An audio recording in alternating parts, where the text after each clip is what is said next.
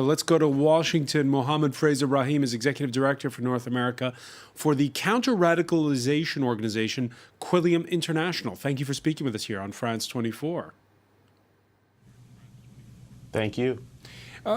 First off, let's talk about the timing of it. Al-Baghdadi in that video does not mention the Christchurch attacks. He mentions Sri Lanka, but in an audio portion, so it was probably recorded afterwards. Yes, I think it was done afterwards, and many of us, there'll probably be a deeper analysis that, in terms of trying to figure out what's taking place. You can imagine intelligence services trying to find out and do sort of a time analysis on this. So for us collectively, he doesn't necessarily mention Christchurch, but I think that what this shows is a proof of life and that Baghdadi himself is alive, though he looks certainly a bit weathered down in light of the territorial loss in both Syria and Iraq. So with the young people that you work with, is this a sign of strength or weakness, this video?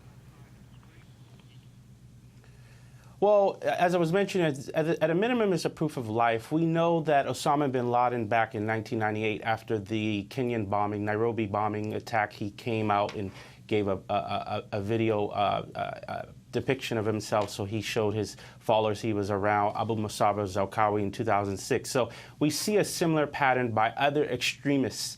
So Baghdadi follows that trend. I think for us, working in the pathway of de-radicalization and rehabilitation, this is certainly an indication that the organizations around, our efforts is trying to make sure that individuals are not even going down the pathway in the first place, so the preventative efforts. So I think the message, particularly for Baghdadi and for those who would be interested or susceptible, is that the ISIS brand is around, and I think that's why he was mentioning places like Burkina Faso, places like Mali, where we know just yesterday there was an attack in Burkina Faso, and trying to make sure that this brand is still alive. It doesn't take many people, obviously, to have a very determined radical organization.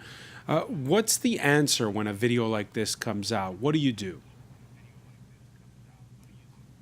So, again, these videos will come out, and unfortunately, in the age of technology, certainly the ability to gather the international attention, this is going to take place.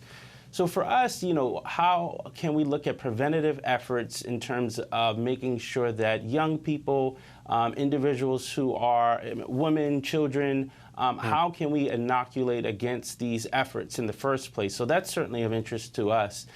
Extremist organizations like Al-Qaeda, ISIS are certainly going to be around. Unfortunately, I think what we can do is try to do our best effort to put up measures in place in a whole civil society approach. Governments can't do them by themselves, so it requires religious communities, civil society organizations, nonprofit organizations such as ours, as just being one to help counter those efforts. And Mohammed, as you said at the outset, investigators must be poring over this. How much of a risk was it releasing this video? Well, this is the the difficulty itself.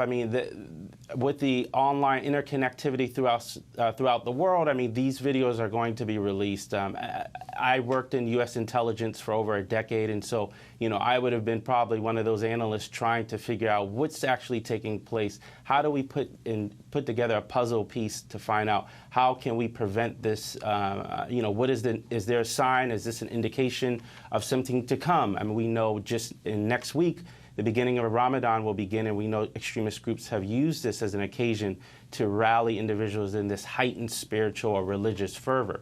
So it's something that certainly we're mindful of. It's something that we're scrubbing, making sure on a regular basis that we are aware of these efforts, but certainly trying to make sure that we are working in the preventative space as well. Mohammed Fraser-Rahim of Quilliam International, thank you for speaking with us from Washington.